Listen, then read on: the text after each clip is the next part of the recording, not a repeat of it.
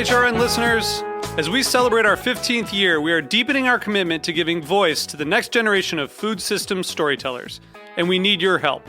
Our internship and fellowship programs help activate new possibilities for underrepresented and underestimated young people through experiential journalism, audio engineering, and production training. Through these unique programs, HRN helps food equity stewards build essential workforce readiness skills that expand their potential and foster economic mobility. Please consider supporting these critical programs. And with a minimum donation, you can be entered to win a dinner for two at an amazing restaurant in one of 8 cities and tickets to a concert at a great venue in one of those cities. We have incredible partners across the country who have donated, as they also share our passion for helping to educate the next generation of food systems storytellers. Check out heritageradionetwork.org/15 to donate and enter to win today. That's heritageradionetwork.org/15 to donate and enter to win today.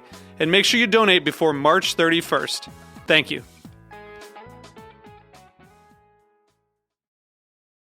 This episode is brought to you by Foster Sundry, a specialty grocery located in Bushwick, Brooklyn. This week on Meat and Three, it's our season 4 finale, and we're sharing some of our greatest kitchen joys. Maybe most people consider making it too much work or too messy, but this is the food that's worth the work and worth the wait. You always know where the thing is because you put it away the right way the first time. You just sort of stand there and, with your hand on your hip and one leg outstretched, glass of wine in your hand, staring into the refrigerator going, okay, speak to me. Oh yeah, what are you doing with the celery tonight? I'm making a simple syrup for a gin cocktail with the celery. And I also found a recipe for a celery soup that's going to use up the celery and the potatoes and some of that dill that we still have hanging out in there. Tune in and be inspired to find the joy in your kitchen. And don't forget to subscribe to Meat and Three wherever you listen to podcasts.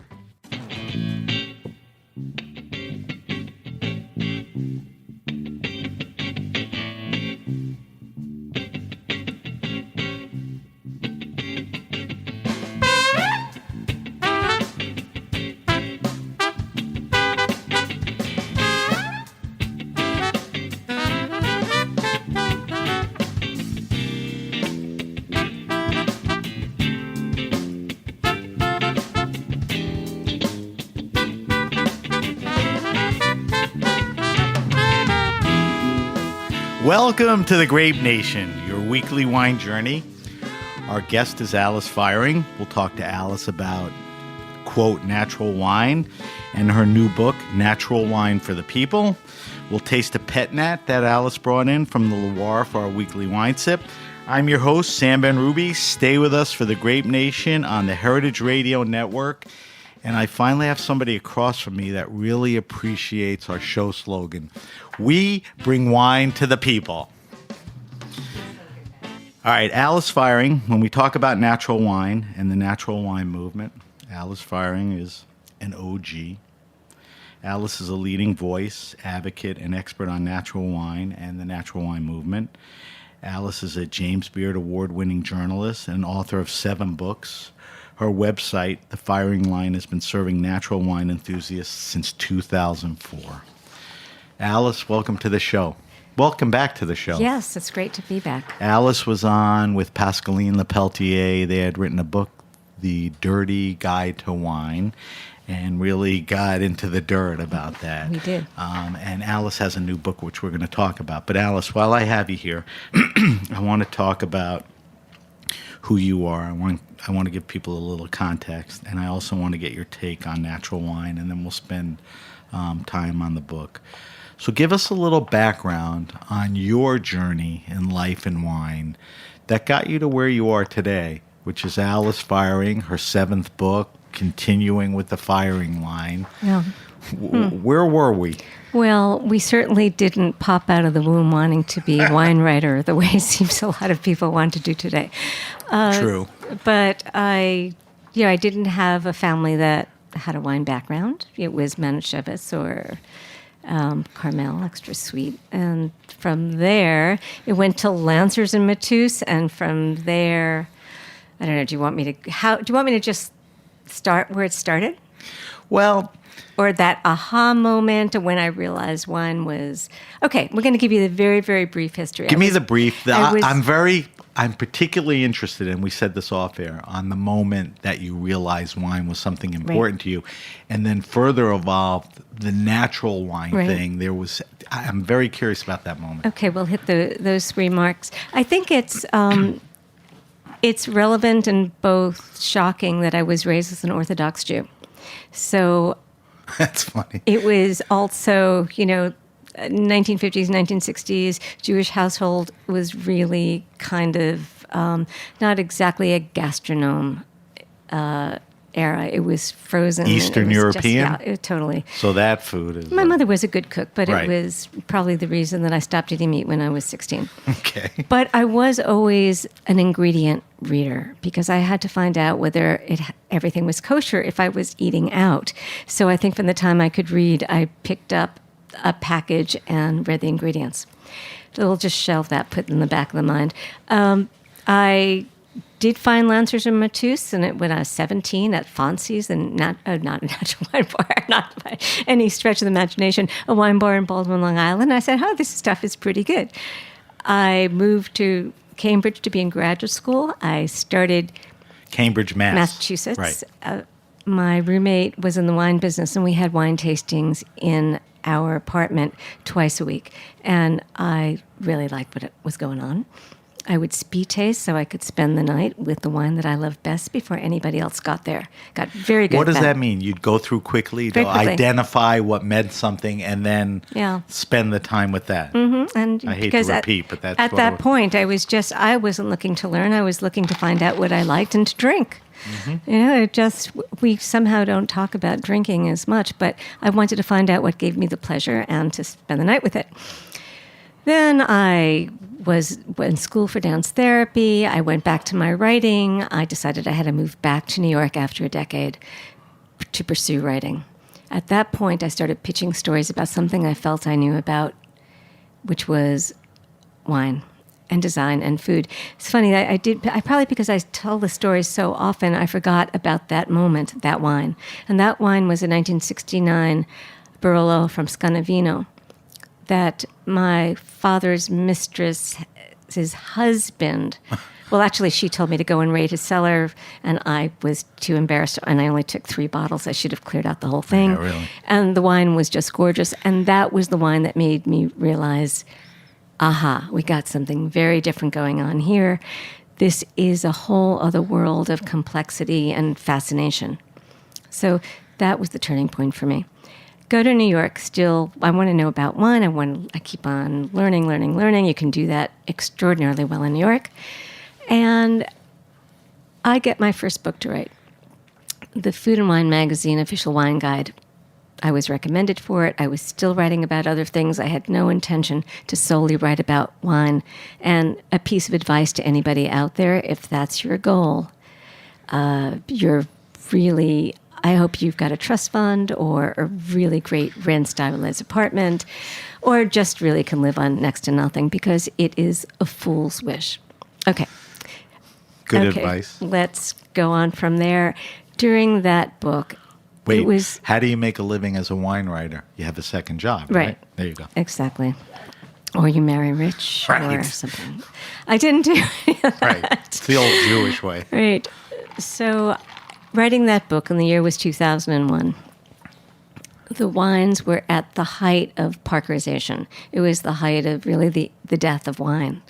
And I found a little particular place in the world, the wines from the Louis Dresner portfolio that I liked. And I could not figure out why every single one of those wines really was hitting all the marks that made me realize this is what I loved about the wines when I started learning about them in the late 70s and the early 80s.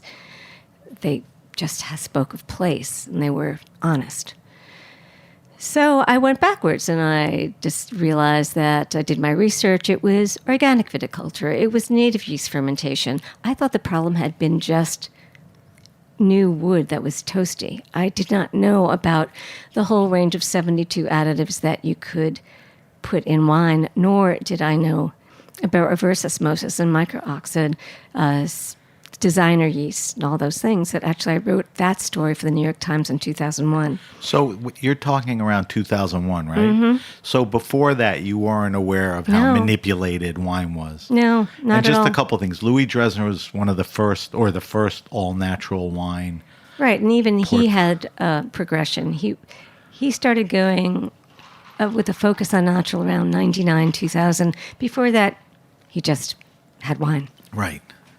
And then it all started changing underneath us. And as there were more, I use this quote quite often, the more there's fake, the more we need real. And that quote comes from Baldo Capilano, and it is exactly what was happening. I had been selecting wine, before that book, wines that were natural. It was my palate, though I didn't know how to call it natural. Going back, I remember one of my favorite wines, it was a $3 wine Prodicet. It was Corbière. And it was only years later that I went back and researched, and it was a thoroughly natural wine. So for some reason, I had good taste memory, and I found that. You identified But what I was identified important it to you. when I had Taste. to identify it, when it was about to disappear. At that time, I didn't really call it natural, neither did anybody.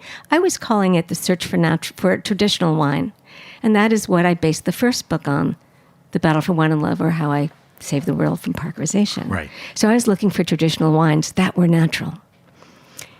So that was basically, so why Manishtana? Why did I become a wine writer? Because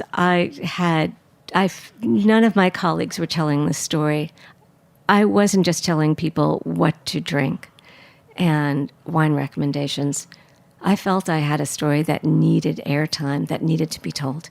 And so I went really deeply into the wine world, the natural wine world. I started visiting vineyards like crazy and learning as much as I could. Right. That's what happened. I think a good segue, because you opened the door, at that time, writing and talking about natural wine, where it's evolved to is, 10 shows we could do.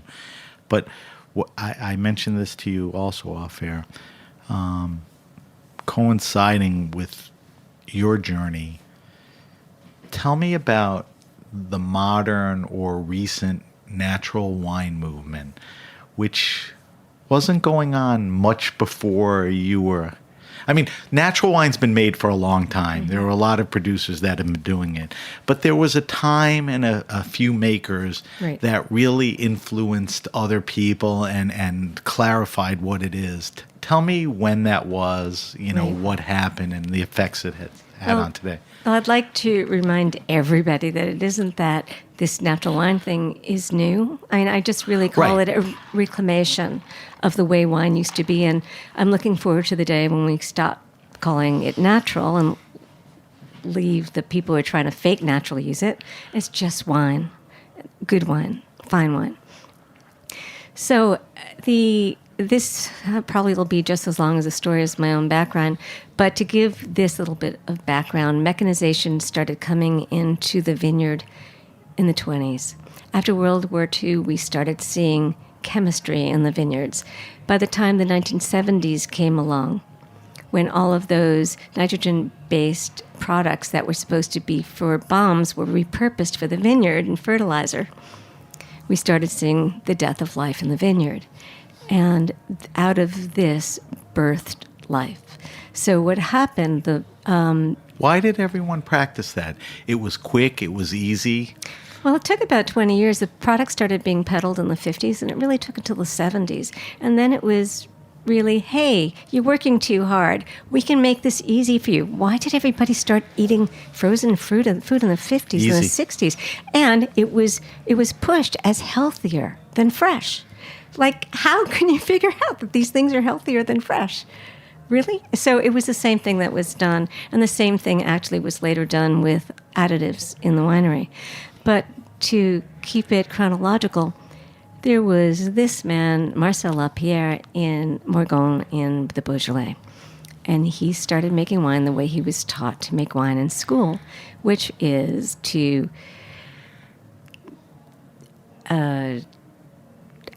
pick underripe, because you were afraid of something called piqûre lactique, which was a bacterial and would have sent the wine to vinegar. So you pick when it is underripe, you chapitalize it with sugar, and you Explain what chapitalization is. adding That's sugar it? to prolong fermentation and also to boost the alcohol content. Because if you're going to be picking underripe, you're not going to get a 12% alcohol content. Use a hell of a lot of sulfur. And, and of course yeast, because if you're using that much sulfur. So we had crappy viticulture, a lot of sulfur, a lot of sugar, yeasted wine, and he really thought, this is not my grandfather's wine. I don't like what I'm making. What the hell happened here? He had a neighbor, Jules Chauvet. Jules Chauvet was an elderly gentleman at the time. He was a scientist and a negociant and made wine. And he was studying how to make wine. He didn't call it naturally, but he was trying to figure out the traditional method of the region, which is carbonic maceration, and how to make a wine safely without any of these additives. So he did a lot of projects without adding any sulfur, any yeast, blah, blah, blah. And he was farming organically. He never went over to the dark side of science. So Marcel became Jules's protege. And they started making wine together. He liked it. Not only did he like it, his buddies liked it. And the next buddy, until there were a little group of 5 buddies, like Jean Foillard and Guy Breton, and they became the band de cinq of Bourgogne, and they started not really proselytizing at all. But here's where the love connection comes in, and I love this story because it is very much like telephone. Social media did not exist. Right. There was somebody who lived in the Loire, had a boyfriend who had a wine bar in France, and she said, hey, you better come down here and find out what these guys are doing. Something really cool is happening. So he came down, and this guy was Francois Morel, the original starter of the journal, the Rouge et Blanc.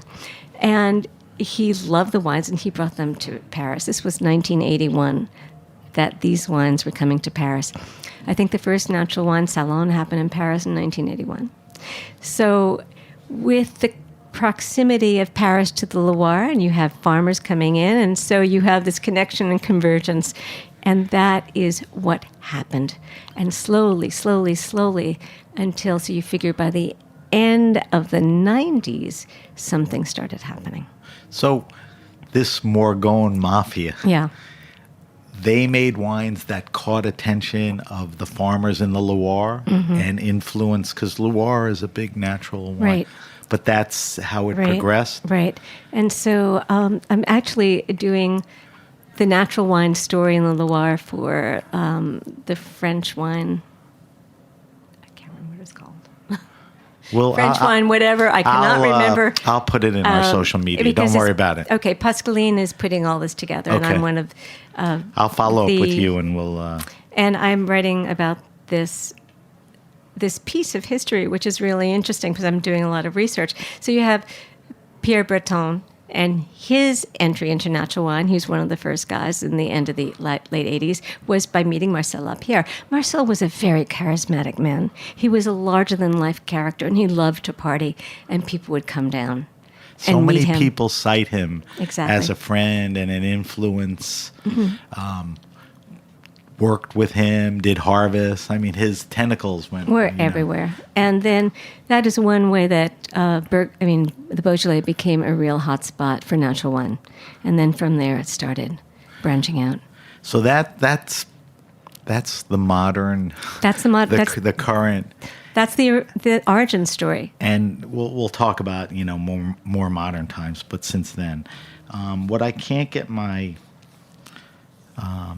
can't wrap around is why the movement today is so divisive and contentious. I may be jumping a lot of steps, but I think you're in the middle of that.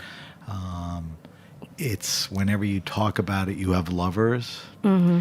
And there's always the haters jumping to the Yeah, and sandbox. that's almost true with everything. But I think with like natural wine and Trump, it's like so defined. It's so defined, and you think, actually, how can you, like, I got into trouble by saying natural wine has the higher moral ground. And people jumped all over that. I will say it over and over. Higher moral ground, organic viticulture, and you're only making wine from grape.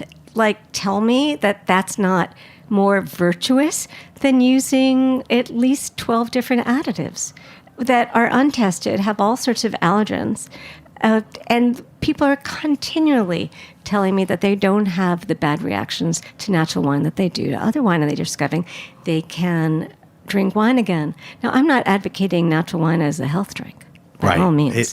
It has been discussed that It way. has There have been. been articles. And I cringe because Yeah, it's I mean, still, that's- it's not. Right. It's an alcoholic But beverage. it is an alcoholic beverage, but it is divisive. I think it's getting less divisive because Awareness? awareness or and the other side who has been trying to disparage natural wine are also realizing this is the next wave and they better, they can't beat them, so they're going to have to join them. And But that's going to be another problematic situation. The first thing you said to me is obviously the right thing. I mean, what are you knocking? You're knocking, no intervention in the fields, minimal intervention in the cellar. The ingredient is the grape.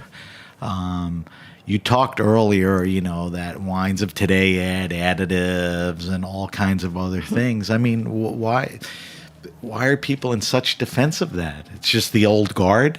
Well, part of it is the old guard, and a lot of these people are making their money on the old guard still. So, old education modes, people advising countries on how to make wine, and some of the loudest detractors of natural wine on Twitter are such consultants, and they're not going to be advocating that people make natural wine.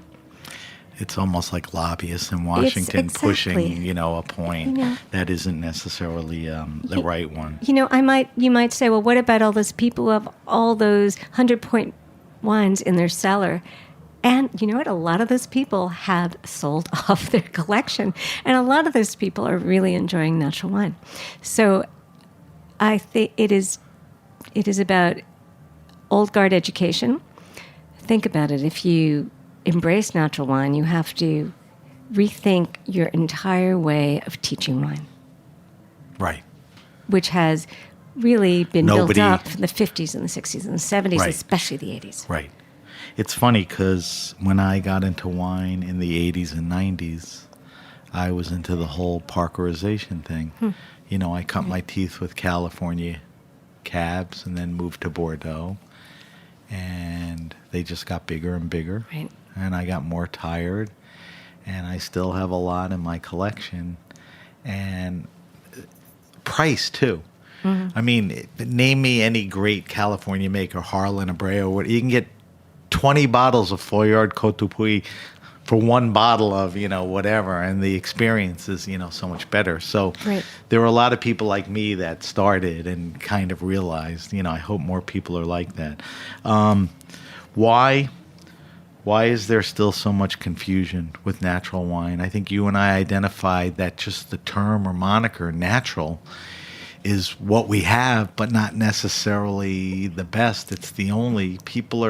It's what we have, and it's not necessarily good enough. And the problems that we're having with the word natural is exactly the same problem when natural foods came and you started seeing them in the late 70s and the 80s. And It means nothing, right? right, but With food, it can. I think actually it means more with wine Right. than it does with food. But with food, it was greatly abused and also greatly mocked. And then all of a sudden we have industrial organics. And so natural wine is going to go that same road. And Explain what industrial organics are. like Ute farms, basically organic ingredients, but still ingredients and highly processed. And maybe, the coloring comes from something of a natural source, but it's still synthetic, and that's natural. I'm sorry. It's not intervened natural. with in some Yes. way. Yeah. So it is organic to some sense. To some but sense. it's It's better. You Yeah. know? But it's like I do But- like getting my milk from a farmer if I can do it, as opposed to a very huge co-op where I really don't know how those cows are being treated. But answer this for me. I think food more than wine, because the demand is there for both, but obviously it's bigger for food. Isn't that the direction it's going to have to go? Because Yes. I think the awareness of not natural, organic foods, and people are willing to do that. The demand is going to be, the only way to turn that out is going to be, whatever you call it, factory organics or corporate organics or whatever. Right. It's not going to happen with wine as quickly, right? About co-opting the word natural, and it's happening. It's happening as we speak. There's mostly in Europe. It hasn't quite happened here, but it is happening. So, for example, Aldi's, a supermarket in the UK, came out with an €8 orange natural wine.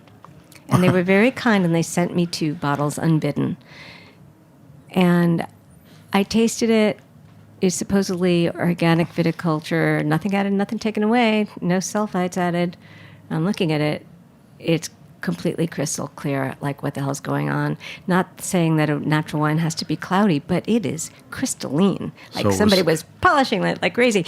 And so I It was tasted fined, it. you think? Well, it was, so I tasted it. It was not as bad as As a you thought it supermarket would be, could have because it wasn't yeasted, and it's like and it didn't have an artificial flavor, and it didn't have artificial nose on it, but it was dead. It was inert, totally inert for a wine that had no sulfur. So I was really stumped because I knew they were being honest with me. So then I asked them very point blank, how is it so crystalline? And they put it through a centrifuge, which is also a way that you can de-alcoholize a wine, and it also probably is, probably the crop was very big for it. So I said, well, centrifuging is absolutely not natural. Right. It's more manipulation. It's a heavy processing. And so there's nothing to stop these people from putting natural. I think That's a perfect example. Yeah, I think that you have to say Because they did organic and take additive some free. steps to make it natural, but then they centrifuge it because Yeah. they knew if it wasn't clear, Right. it wouldn't sell in a supermarket. But this is the problem. We need to have a natural wine for €8 or $8, and it's impossible to have a really authentic one at that price now. Why? Just because of the farming and the process and the importing? I mean, it's just at that scale, it can't be done. Well, it can't be done in the United States because grapes are too expensive. We can still find it if we're drinking in Europe. Okay. But once not, we export it, it's not possible. Right.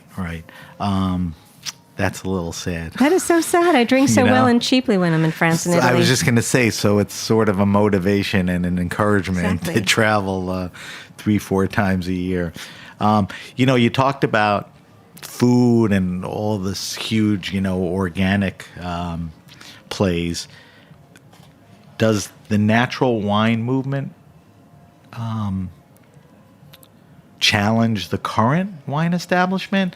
Is that gonna, like, are the constellations gonna buy brands and expand them? I mean, doesn't that seem like That seems like the next step to me. That will happen. I thought it would have happened by now. I would bet money that Trader Joe's, Kendall Jackson, Gallo all have something in R&D. Because they are going to lose market share. They don't like to do that. So there will be all these people will have something.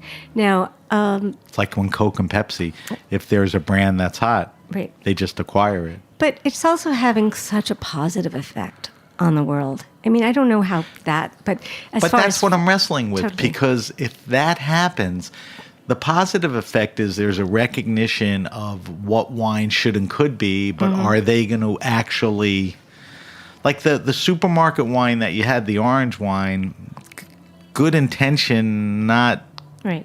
the right execution? Or, Right. I mean, that's where there needs to be some legislation where they have a label that says additive free. That would be much more honest than saying natural. So if you're Kendall Jackson or Constellation, there's no way you can make it Well, I don't know. additive free, and they're going to fight against that. True? Well, I think that they're just going to have their little natural line, and they may do it well. I'm looking forward to seeing what they do. I think Kendall Jackson is a pretty honest company. Right. And I think they would not do something like that. Would they be able to convert existing crops,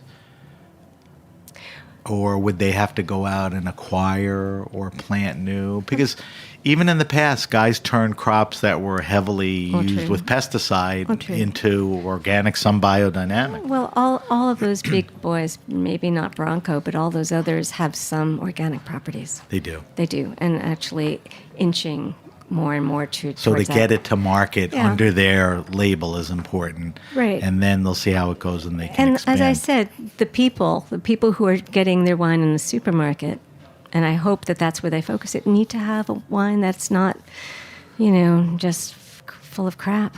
Right. I'm curious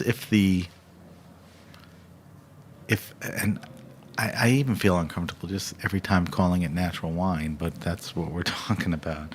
I'm curious the effects that social media have had on natural wines and if it's helped it, hurt it. And when you talk about social media, the people that have their hands on it literally and their heads down are millennials. What effects do Both. social media and millennials, have on it? Is it positive? Well, social media is a great unifier, so I don't necessarily see it only as the domain of the millennial, but it is used in a great deal. So I think it's both positive and negative. Positive, but it certainly gets the word out. And information is more, all the general stuff, the stuff that we know. Wines are easily shared, and information is easily shared. But there are so many people trying to make money off of natural wine now that it's turned into a marketplace, and I kind of get grossed out by that. And it proliferates more because of social media? Right. And so, absolutely. So you that's have the negative part. Yeah, you have all these importers that are saying, hey, I got this stuff, and so checking back, and they're really good about how great it is. And I see all these actually pretty bad wines showing up by Really? people who they believed, an Instagram feed. And I think it works for not just natural wine, but all wine. So I think we now have the Instagram sommelier that really gets all their information from Instagram and hype. I think that's been going on for a little while. Yeah. I think there's a lot of discovery. There's definitely influence. But in the context of natural wine, that's a whole different thing. As far as consumption, people that are buying wines that are natural and ordering them off of lists that service them, whether it's Contra, Wild Air, French Head, or, other great wine bars. Is there a demographic, or is it everybody? It's everybody. Is it? It's not just younger. Because millennials want a story, and there's a good story behind natural wine. They want healthy. Right. I think that what you're going to find with the new people coming in, let's call them the millennials, is that they're more likely to fall into the trap of asking for a style of wine. I would like a cloudy wine, as if that means it's a natural wine. And as if there's no other sparkling wine other than Pet Nat. Right. So it's a little bit weird. I Right. think that other people who have more wine knowledge know exactly. Right. No more. You brought in a Pet Nat I did. to taste, and we're going to Are we going to open it?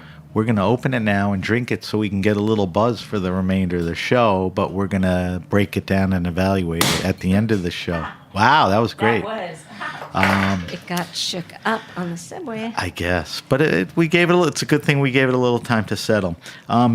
You were approaching answering my next question, but what do you think the most misunderstood aspect of natural wine is? What's the thing that just drives you crazy? Let me get back here. I was just Don't pouring worry. a little wine for you.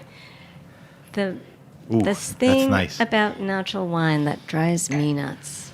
Or how it's misunderstood, or Well, it drives me nuts that there's so many haters out there. And it drives me nuts that people say, well, I don't like natural wine, but I like it when it's good. Well, you could say that about everyone. Everything. That's the funny part. That's the thing. So one of the misunderstandings, it gets picked apart more than other things. Like, listen, you can go to, if you eat meat, you can go to a great steakhouse or a crappy steakhouse. Right. You order a bottle of wine, you can get a great bottle, you get a crappy, and not necessarily for less money. Right. You know, there's crappy wine for $80. Right, absolutely. So that's one of the things. What else do you think? I think people hate to hate. They're looking for something. Or but they love to hate. Yeah. People love to hate. They love to. It's a clickbait hate. It's awful, but it is. One of my frustrations is that carbonic maceration, which is the kind of fermentation that happens within the berry. Just walk people through that. Okay. That's part of it, but put it all together. So, because we mentioned it a couple times. And in Beaujolais, a traditional fermentation means you stomp it or you somehow crush it. And let's say you're making a red wine. So you stomp it, you crush it, you let it ferment on the skins, and then you press it off. The way you have a carbonic macerated wine, and there are a million different ways of doing this, but I'll give you one, is that you take whole bunches of grapes that are perfect and beautiful, and you put them in a closed container. And the most natural way that you can do it is that you wait for it to start fermenting on the inside of the grape. Some people still in the cluster. It's in the cluster, connected to the stem and the other grapes. You know, there's a little bit so of the skins. juice. They try not to break skins and all of that. Right. So it goes in. No skins are broken, because if you do that, it could be some bacterial stuff going on. And so it is an intracellular fermentation, and it happens within. We've all had fruit that has begun to ferment, and you go, wow, that's pretty wild. And this is exactly what happens. So then when in a closed container, the berries burst and the juice comes out, and then the juice is removed and it continues fermenting in a different container. So that's one why. And I have one of my favorite illustrations in the book is carbonic maceration, which is like a bunch of constipated grapes. It's just so funny.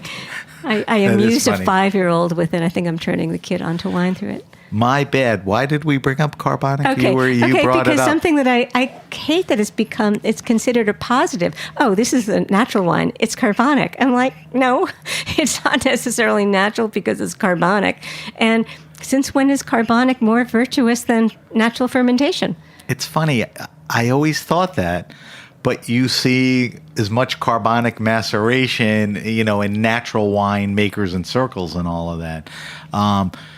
Now, correct me if I'm wrong. A lot of people do whole cluster winemaking, yes, without yes, closing the lid and putting CO2 in and letting everything.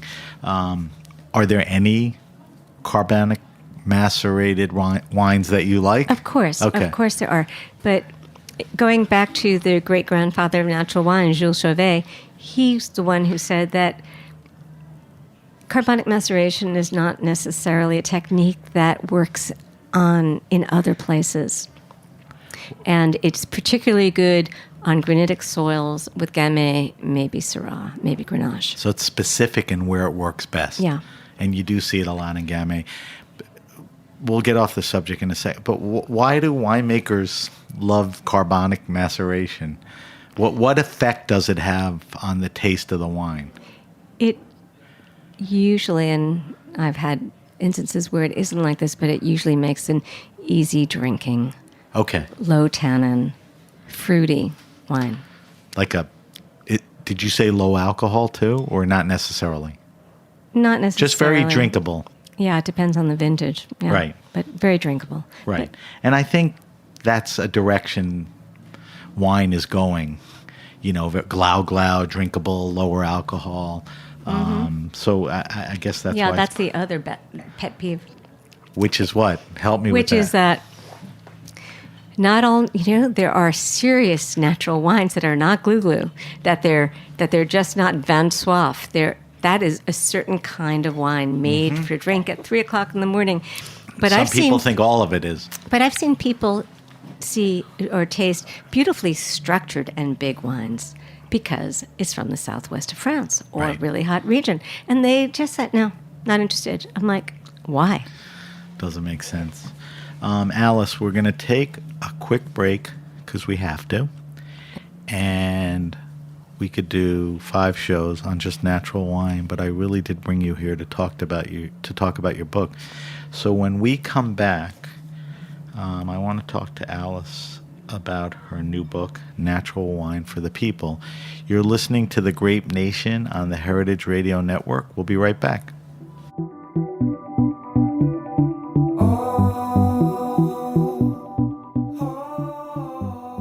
This episode is brought to you by Foster Sundry, a specialty grocery located in Bushwick, Brooklyn. Since opening in August 2015, Foster Sundry has evolved into a neighborhood hub for weekend brunch, weeknight groceries, coffee on your morning commute, a draft beer after work, and so much more. Their cheese counter, whole animal butcher, and produce section make grocery shopping a pleasure. Foster Sundry also offers catering and wholesale. Learn more at fostersundry.com. That's FOSTERSUNDRY.com. Are you enjoying our podcast? Heritage Radio Network has lots more. I'm Ethan Frisch. And I'm Jenny Dorsey. And together we host Why Food, a podcast about innovators, career changers, and entrepreneurs who are changing the face of food. How did these folks decide to hit the brakes, start over, and become inspiring chefs, entrepreneurs, farmers, and activists they are today? Browse episodes of Why Food wherever you listen to podcasts and on heritageradionetwork.org. All right, we're back. We're back with my guest, Alice Feiring. Alice is the author of her new book, Natural Wine for the People. I want to get into that with you, Alice. The obvious first couple of questions are, why did you write this book? And why now? I mean, this stuff's been bubbling in your head for a while. Well, those are typical journalistic questions. Why this story and why now? And why me? Well, get to the next, I think people want to know. Okay, because I was having drinks with Talia Baiocchi from Punch Drink, and she told me I had to write this book. That's why I wrote the book. Why did she think you had to write the book? Because I told her I didn't want to write about wine anymore. But she's answering the question I'm asking you, because now is the time where the right voice needs to guide us through this. That's exactly it. It says that nobody else can do it but you, so please do it, because... When was just that? Do it. And that was about 2 years ago. And I didn't want to write another book about wine. I was really kind of burnt out. And I thought, you know what? She's absolutely right. And I thought Naked Wine was this book, but it was a narrative. And I wanted to write a fun book.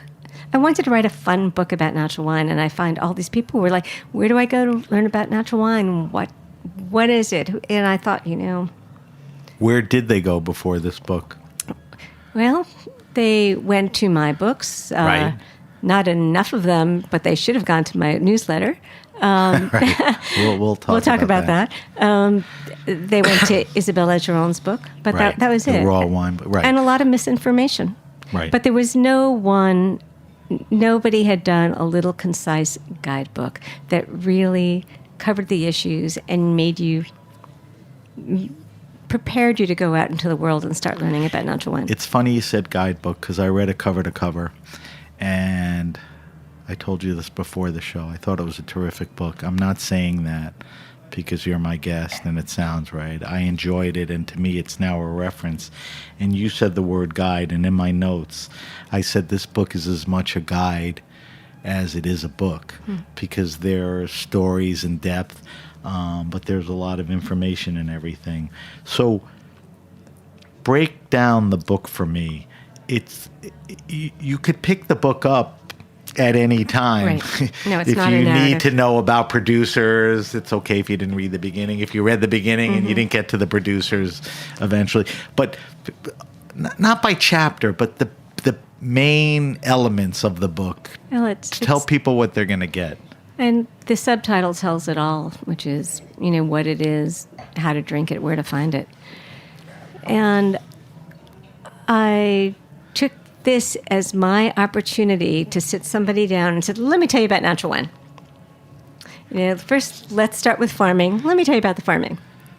And then that was actually, so that's the little technical chapter, and it was kind of fun not that to go technical. over. No, I mean, tried it makes you understand, Okay. you know, what natural wine is. I mean, it starts with farming. Right. And all the guys we've talked about are really farmers. And I try, because I'm a narrative writer, try to make it as narrative and as relatable as possible. Then the second one was a little bit more fun. How to drink it. Right. So you start thinking, I did want, this may be my only guidebook. So, what do you put in? Like, how does a natural wine person approach a glass? How does a natural wine person So talk about that for a approach a second. flaw? Is it so much different than drinking other wine? No, it's not. That's the reality of everything. Wine That's is right. wine. Natural wine is wine. Yes, the thing is, and I did take on the drinking out of the bottle thing, which has become an Instagram meme, which I have been known to drink out of a bottle if I'm in the middle of the woods at like 2:00 in the morning and there happens to be a bottle and there's no glass around. But it really isn't the most enjoyable thing because But there's I do a like why smelling the not wine. to it. What's the why not? The why not is because it's not the most enjoyable. I mean, we're drinking this wine because not just to get a buzz on, but because of you're missing more than half of the sensual experience, which It is smelling evolves outside of the glass. Yes, Right. and smelling. You Right. don't smell it. So that just on taste alone, no, I like to smell my wine. I think it's kind of important. It Right. tells you a lot of things, whether you want to drink it or not. Right. So there So was a how kind to of fun taken. taste How to taste a what little. a flaw You did a is. little history, which I made you talk about. Yes. What I've asked a lot of guests. I didn't ask you, how do you define natural wine? I mean, the book Yeah, does, and it we does. taled about it. Yeah. By talking about it, it comes out. you Yeah, know, and I don't understand why there's such a controversy about, well, what is it? We all know what it is. It's wine from organic viticulture, and there's nothing added, nothing taken away, and not processed. Right. With And you heavy-duty machinery. mentioned if other companies get into it, they should have an additive list, and that's Right. not natural, and that's what we're experiencing. When you talked about producers and you talked literally about wine shops, was it hard did you narrow it down, or did you feel like you left people out? I or- did leave people out. In fact, when It's a I looked bigger- at the book, I'm like, didn't I put more people on? And I have to go back to find out whether it was You didn't get any calls? Hey, Alice, what's up? no, because it wasn't meant to be exhaustive, and Right. and they're popping up every day. Like I got a call from Dandelion, which is a fabulous little shop in Greenpoint, and she said, "Would you come here and do a signing?" And I said, "Oh, Lily, I didn't put you in the book. Can you forgive me?" She said, "We're tiny." So You had to do the that's a signing. It's a neighborhood. Yeah. It's a neighborhood spot. Yeah. So I was trying to pick places that had some accessibility or Right. really such a specialty. It was you were going out there for it. One of the things you talk about in the book is that natural wine, is sometimes flawed or inconsistent, and you differentiate between flaws and faults. And I think flaws and faults floats around in people's heads when they think natural wines. Right. Just break that down for me. I mean, give me an example of a flaw and a fault as it pertains to, drinking a natural wine. Well, I think it's fun to juxtapose it to conventional wines and the way people might be judging conventional wines, where clarity is praised. And in natural wine, I know if you're coming from a conservative point of view, you may think, oh, the cloudy wine is a flaw. But it's not a flaw. It's not a fault. It's perfectly acceptable in natural wine. Volatility, the little bit of nail polish remover on the nose, in a conventional wine world that is evaluating a wine would penalize a wine that had that little nail polish remover smell. In natural wine, it's not a fault, it's not a flaw, it's perfectly accepted. And I don't think anybody has actually put this down in print before. And when natural wine becomes the way all wine is evaluated, this will be part of the education. But it's funny when you apply it to something else. when you go to the supermarket and eat a choice steak, maybe it's okay. Then you go to a steakhouse and you eat a 39-day dry age. It's just a more intense taste. It's not a flaw or a fault. It's just the process of, how you do that. People just, I guess they get confused, and with natural wine, they just pick harder at it. Well, when wine chemistry and when wine schools started coming up in the age of additives, they could fix that nail polish remover. They could fix a little bit of Brett. So it became a flaw. Which a lot of wines, like you mentioned Kendall Jackson, a lot of their wines, they taste the same every year. It has nothing to do with the vintage or the climate or whatever, because that's what and people all those want. Big That's companies. that's the opposite of natural wine. You also talk in the book, you have a pretty long list of natural wine myths. Yes. Don't ask me to remember them, but I'll try to think of a few if you need. You got to know your top three, or they're so ingrained. Yeah, all natural wine is cloudy, and I'm like, no. If you bottle from the top of the Qvevri, which is the Georgian, buried clay vessel, it's going to be clear. If you bottle from the bottom, it's cloudy. It's not less of a natural wine because you took the top.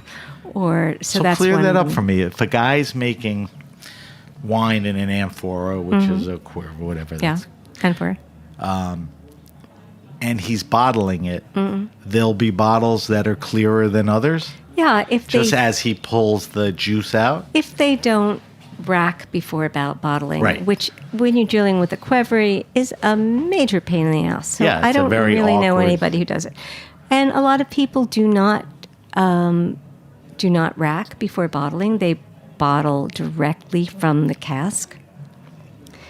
And so the first bottles are going to be clearer than the last. And some people will go right down to the end, but usually that gets...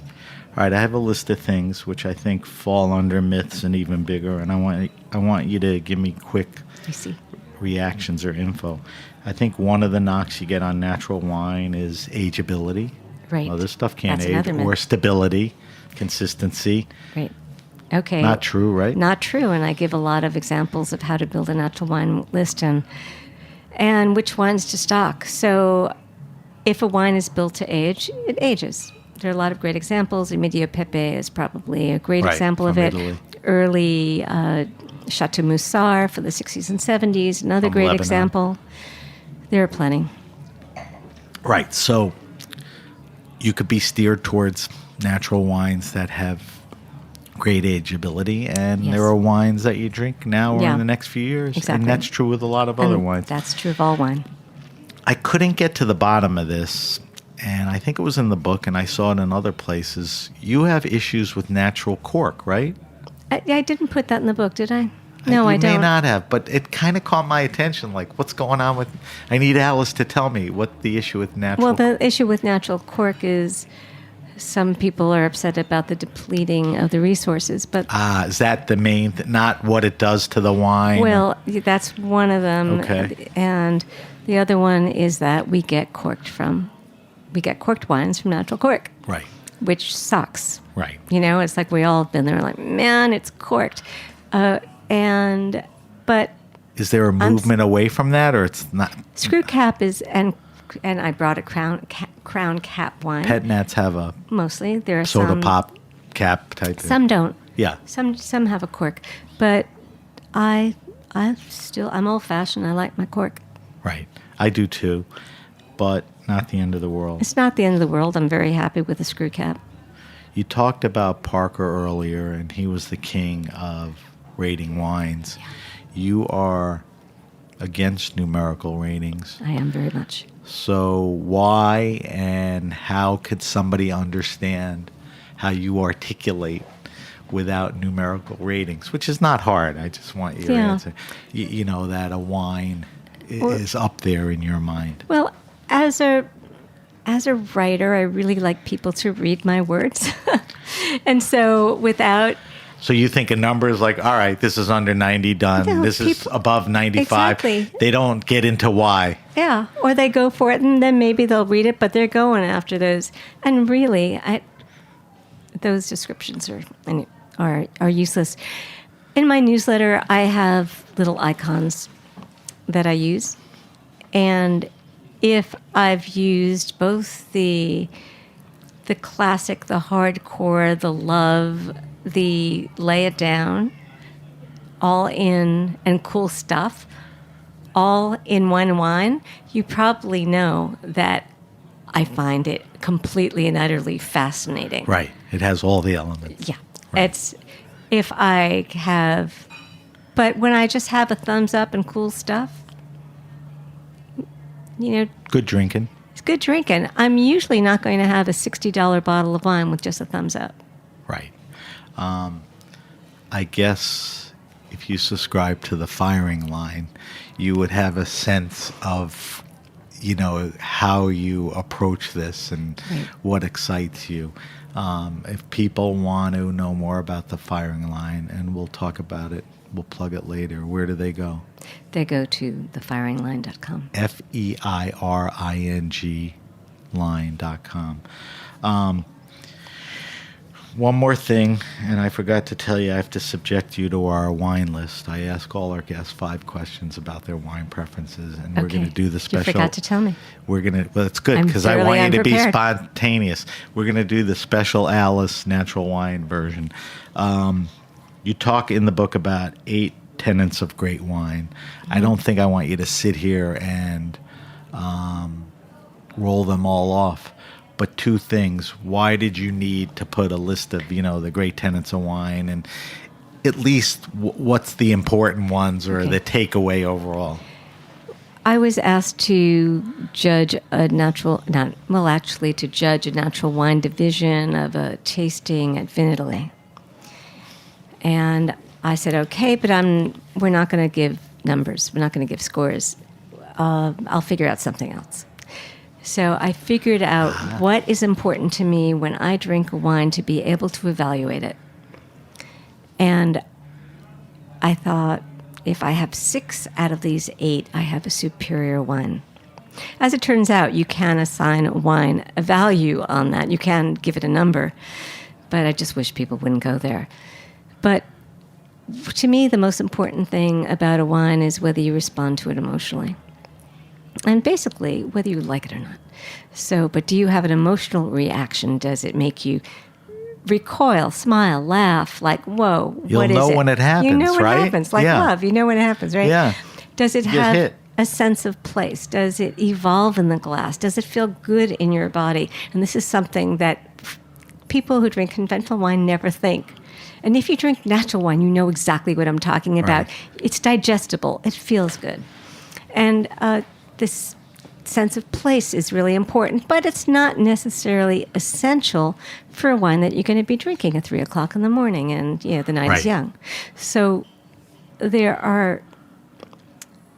I think it's a very different way to evaluate wine. Well, that sort of answers why you don't use a numerical system, Right. because it's more involved, and those Way are the more. things, that are important, which I think is another encouragement to get the book, to understand those tenets, because once you realize that, you'll realize, what you're enjoying. Before we jump to the wine list, you said sexism manifests itself in wine and in other industries. And certainly in wine, you've stated that men, because they're men, are taken more seriously. Yeah. And I agree with you on all of that. Today, what is the difference between being a man in the wine business versus a woman? I mean, have things changed? You still subjected with issues and frustration? Yes. Having been targeted, as we talked a little bit earlier about, go ahead, name names, right? So there's this guy, Ron Washam, that I've been in he calls himself the hose master of wine, and I didn't talk about this for He's sort of years. an inside wine baseball Yeah, columnist. it's a bro He thing. was a som, right? Yeah, he was a somm, and now I think he's working in a tasting room in Santa Rosa. And I've been in his crosshairs since 2010, and it really got extremely ugly this year. So where I'm not the only woman getting attacked there, but all the women get sexualized, and all the men, when they're parodied, and I put that in quotes, like are situated in nursing homes and incontinent or something, but they're not exactly doing like the equivalent. If he gave the guys the same treatment, they'd be like doing some sort of circle jerk. I mean, he got that ugly with the women. So that's one thing, and that is its own thing, and it might be just a once-off, except a very respected master of wine had the temerity to pay Ron for this piece to put on his own website. Why, I have no idea. Well, he could pay him. He published it on the site. He published it, yeah, but Tim pays for byline Right. pieces. The worst of that is that people thought that I wrote the piece because it was called Alice Feiring's tribute to Robert Parker. It was so crazy. It was almost as if you wrote a satirical parody, right? Right, I know. It's like it was. People could misunderstand, like, oh, Alice is being silly here. I know, but guess what? Not everybody knows. He may No, he may wake I up in the agree. morning obsessed with me, but most people aren't. Right. So that's one thing. Would a man get that kind of treatment? No. Do women have to be better than everybody, than their male counterparts? I think so. Still. And At what levels? A sommelier at a restaurant, a writer, for example, winemaker? I don't think Pascaline would be out there getting every accolade in the book and competing so much. If she were a man, she wouldn't have to. It's a fulfillment she feels. It's like then, See, I think of her as, brilliant and so talented and easy to do that, but and I guess she is, and she yeah, is, no, we're not taking that away from her, but you just and explained. she is recognized. But and I'm bringing something up, not in the negative, because I love this guy. I think a guy like Raj Parr has no certifications. Absolutely. And he's got one of the best palates, he's a great winemaker, and he's a great guy. So maybe a woman in his position wouldn't get potentially the same. And also extremely, extremely talented taster. Yeah. And he also was in charge of a lot of money when he was at Michael Myers Group, which if you are a woman and wielding a lot of dough, you will be getting respect, at least to your face. Right. Are things changing or tempering a little, or we're still there are a lot of women sitting in a shit pond here? There are a lot of women in the industry, but there really aren't that many women in power. Right. That's the business world, unfortunately, too. Right. If you analyze any industry, finance, automotive. Yeah. It's great that Esther Mobley is at the San Francisco Chronicle. Esther was on the show. She's terrific. She is terrific. And it is great that she has a vehicle like that.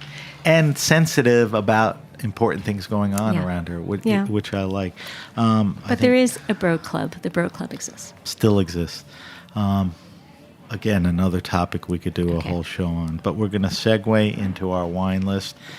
Alice, you cannot escape from this. Every week we ask our guests the same 5 questions. Be spontaneous. Don't dwell on them. People are interested in what you're drinking, and that's what the questions are about. So the first question is, what are you drinking now? What I'm drinking now is the wine that I brought.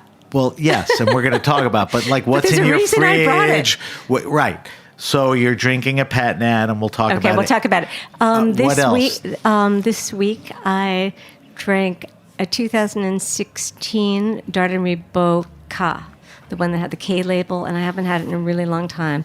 And I was waiting for the proper moment to crack it, and it really was absolutely delicious. And their white wines are totally overlooked. So that Northern Rhone, white, natural winemaker. Yep. The way Iconic. we discuss what natural is. Right. Yeah, from Cruz-Hermitage. That's a good one. Anything else? Last night, I had a really shitty day, and I could not wait to get home and pop open something. And so I went to my go-to cheap wine. I relish this answer. What is it? And I'm never disappointed with Domaine Guyon, Guion, and Cuvée Prestige. The 2016 is what I've got now, and it's earthy Bourgogne, and it's delicious. That's how you answer that question. All right, here's the goofiest question of the lot. Do you have a favorite wine and food pairing? Not that you eat every week, every month, but does something just make sense to you, or when it happens over and over, it's like, wow. Absolutely not. No. No, Really? But it's always the new one of the moment. And I'll tell you what the new one of the moment is. I'm okay with that. Cinco Campi Lambrusco with really hot Indian food. Okay, so I love Lambrusco. I'm glad you didn't say pizza. So spell out the Lambrusco for me, because we post all your Cinque answers. in 5. C-I-N-C-O? Cinque. Cinque. Campi. C-A-M-P-I. And with spicy Indian food. yeah, it's really good. Now, was is it a distracting. dry, It's dry. Lambrusco? Dry, fizzy, no sulfur, Great. perfectly old-fashioned, beautiful Lambrusco. Great. I like that answer. Favorite wine restaurant and or bar? People that get it are doing it well, have the selection, can talk about it. I worry with this question sometimes that, you leave things out or you forget, but who's doing it well? We talked in the book. You mentioned a million great producers. There's one or two. Right. Who's good in New York? And this Oh, is I was under going to the go outside of New York. No, you can go anywhere. You can go anywhere. This is under the context of, natural wine for the people. Yeah. I'm going Go anywhere. I'm going to go to Tbilisi and I'll say Vino Underground. I love Vino Did you say Underground. Tbilisi? Yeah. Vino Underground. Yeah, I did. Oh my God, your expression. Well, yeah, I mean, that's a first, and I like that. So if you're in Tbilisi, that's in Georgia? Yes, in Georgia. If you're in Vino Underground. Now, I'm going to come over there and twist your arm a little. What about something a little more accessible? Okay, Paris, New York? Just Paris is always changing for me. Which is cool. Which is cool. Which is always like fabulous trend. And usually natural wine bar there is Bar Resto. R-E-S-T-O? So it's more of a restaurant. Okay. But I'll give you New York. Sure. Oh, actually, how about Santiago, Chile? No. Okay. Okay, I'll go to that's New fine. York. That's fine. I'll go to New York. I still You don't love have 10 to. Bells. I still love 10 Bells Okay. because they've got the deepest natural 10 Bells wine. is, they've been doing it a while. So, I mean, they deserve. And it's affordable. Right. They And that's a big one for me. And also, I'll give a shout out to The Usual, which is in my neighborhood, and I go there all the time. With what, 10 Bells? The Usual. Oh, The Usual. Anthony. Anthony. Love Anthony. If he'd get He back to doesn't- me on my email, I know. we'll put okay. a date together for him to come on the show. It's funny. I had Sev Peru on many years ago, and then she disappeared to She's in Australia, for 2 years already. Do you have a favorite all-time wine or wines? It used to be in the context of what was the trophy wine or what. And now it's really experiential or oh wow or something that was important. And is there a wine that's meaningful to you? Oh, there's so many. There Give are me just a top so many. two. Meaningful. It's like meaningful at which moment. But my most sentimental wine is probably Clos Roche Blanche, and they don't exist anymore. Their Right. last vintage was 2014. You've talked about that. I would be. It's a cliche to say Auvernois, Okay. but Hard to get to. Domaine des Miroirs, who is a new Spell?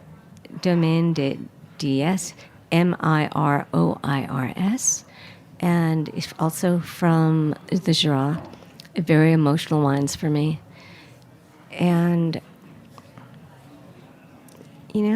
Those are good. I still love Barolo. You do. Still love Barolo. Northern Rhones, I love Saint Joseph, Those are my favorites, Cornas and Saint Joseph. Mm-hmm. Like I said, I cut my teeth with Cali cabs in Tuscany, and I'm so far away, I'm all over Langhe and Barolo and Barbaresco. Good ones. Last question, and I think you could handle this. Recommend 2 wines to me. Best wine around $15-$20. Give me a red, give me a white. I just did. Those? Well, no. Domaine de Guyon. Okay, so will you... So that's going to be about $15-$16. Perfect. Perfect. And that would be a red wine. Right. And for a white, my default is Muscadet. As a category, that's fine. Do you have any makers that you... Yes. Alice, come on.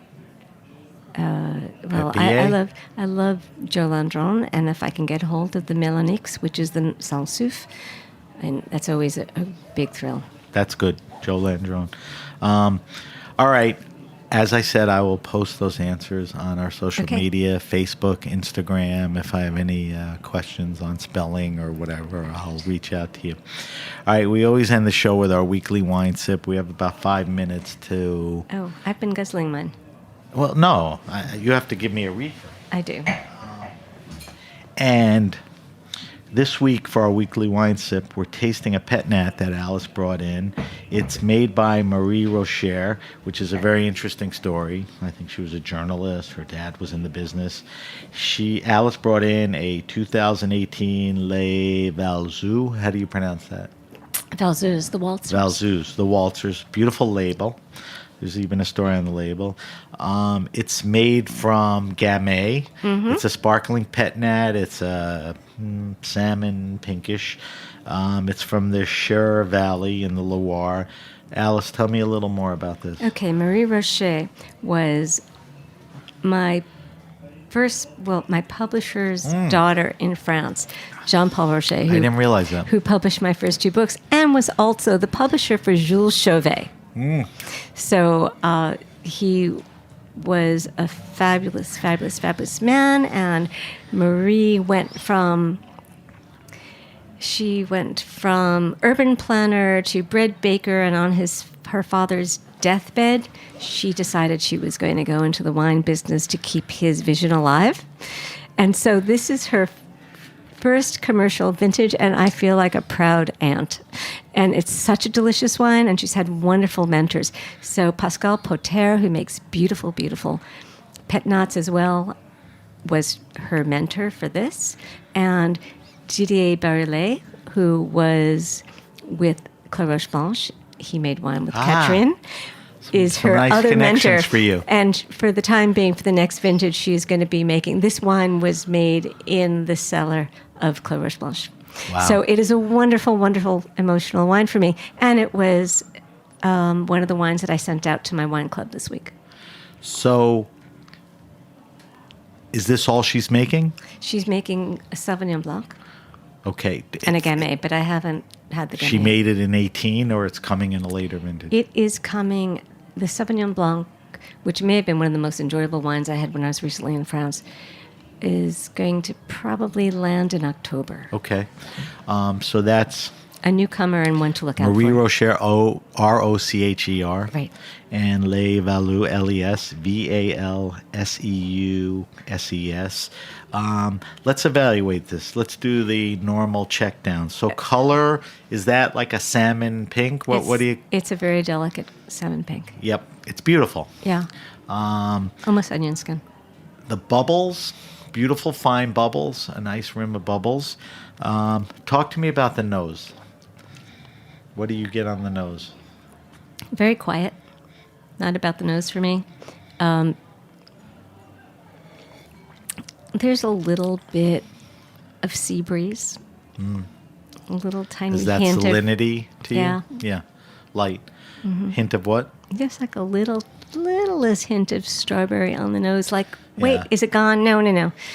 But yeah, it's just slightly. That's good, the hint.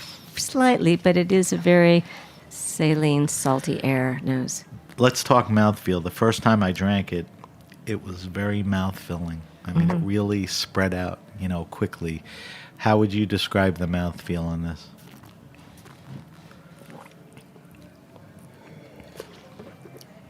It's a bit vertical. And going back to my last book, That's that the you're going to acid. get, that verticality with limestone soils.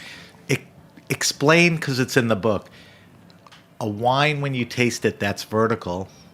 What does that mean? And horizontal. Vertical, I know, is acid to you, right? But break that down for me quickly. Well, it's going to be a really hard thing to break down. But verticality is you basically feel the acid it's specific. It's direct. Right. And, the horizontal is more of a broad and richness. Does that almost mean, like, in your mouth, it's not everywhere? It kind of... Yeah, because the acidity really seems to, Right. like shoot it up to the roof of your mouth. And horizontal is... It's just the opposite. Okay. You said the nose was quiet. Yes. Is the palate the same, or are there more things you could talk about? Oh, there's much more going on in the palate, and that hint of, or the promise of the slight berry on the nose comes through on the palate. But it's still, this is not about a fruit bomb. It's something that's refreshing and a little like silvery, little like for silver. There is something metallic, but not in a negative way of metallic, but like a silver I got you. ish has that vivacity. Right. Which So is it's more- it's nuanced. It's interesting in that sense. All right. A little bit of, more typically, a little bit of green pears and bruised apple and stuff like that you would kind of expect. And it is flavor without being completely flavorful. Right. And it does the job. It's just enjoyable. What would we pair this with? You could have it on its own. You can have it as aperitif. You could have it at Before and after a dinner? You could have it. No, Not after? Sure, of course after dinner. But at 3 you o'clock in the morning. hesitated. Better before. I I always like to pop a champagne or a sparkler or a pet nap before. I think people come in the house, I'm popping this. and it usually pairs with the food. 'cause they'll Olives, have fish or radishes, shrimp. blah, blah, Yeah, blah, yeah, yeah. whatever. I could have it with a salad course that has good acidity, so I Yes. could do that too. Good wine with a salad. Do we like this wine or do we love this wine? I love this wine. Okay, I do too. But I'm not the. No, you stated your. I'm biased. You stated your biases, but they're Okay, all good but ones. it is good. They're legit. Is this somewhat readily available? It is readily available. I don't know how it's at retail, but I'd just do Wine Searcher and try to find Okay. it. And I'll post it, and I spelled it out for you before. All right, Alice, we have to wrap up. We just, like I said, we tasted the Marie Rocher 2018 Les Valsus. I know, it's a hard one. I know. I try to get her. I really, suck Marie. at French, too. Marie, really maybe suck. make it a little bit easier for Americans. I was reading about it. I go, wow, Cher made this wine. This must be cool. All right, I'll post everything so everyone knows. I think this is a wine worth trying, and we love champagne and sparkling wine on We the do. show. And Even off the show. We've had a lot of great champagne makers and pet nat makers. All right, Alice, we have to wrap up. If you have a question, suggestion, wine happening, or event, hit me up at sam@thegrapenation.com. That's sam@thegrapenation.com. Subscribe to the Grape Nation podcast wherever you get your pods, but certainly on iTunes, Stitcher, Spotify. Follow us on Facebook. We're at The Grape Nation. On Instagram, we are at my account at SBenRuby, and we hashtag The Grape Nation. On Twitter, we're at BenRuby, not SBenRuby, and we hashtag The Grape Nation. As I mentioned, we will post Alice's wine list, and we will post her weekly wine sip answers. There was some very interesting, good stuff there. I will also post any other wines that we talked about. Alice, where can we find you and your new book, Natural Wine for the People, in stores and on social media? Well, Let's start with the book. You can The get book. it. you can get it. It's actually at a lot of places. So it's at walk-in bookstores. Is it It's on Amazon? It's on Amazon, but try to be conscientious about it and don't go to Amazon if you Go to can your avoid local it. bookseller. Support your local indie bookseller or What wine would you shop. expect from a I'm natural wine OG? I think I agree. think Lily does have it at Dandelion, and Chamber Street should have it. Trying to think about other shops that have it, but McNally Jackson has it. Right. It's readily available. Okay. Barnes and Noble, et cetera, et cetera. And the Feiring line is your, what do you call it, blog, newsletter? It's a newsletter. You've been doing it 15 plus years? No, but I think it is, and it's about to start its 7th year. I thought you started in 2004. That was the blog. Oh, okay. That was so in its AliceFiring.com. incarnation. Okay. Yeah. If people want to view it and then hopefully ultimately subscribe, where do they go again? Feiringline.com. All right. And if people want to see you prancing around on Instagram or They other go social, to alice.firing. all right. Twitter, if anybody uses it anymore, is Alice Firing. People use Twitter. I'm easily found. All right. All right. I want to thank our guest, Alice Feiring. I want to thank her for helping us with the world of natural wine. And we got a chance to talk about her book, Natural Wine for the People. We told you where it's available. If you have a deeper interest in this is the best resource probably out there today. I want to thank our engineer, Jeet, back on the board for the Grape Nation, and everyone at the Heritage Radio Network. I'm Sam Ben-Ruby, and you've been listening to the Grape Nation.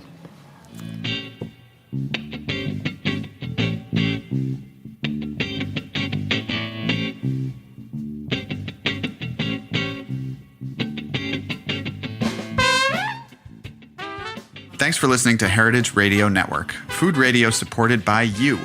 For our freshest content and to learn more about our 10-year anniversary celebration happening all year long, subscribe to our newsletter.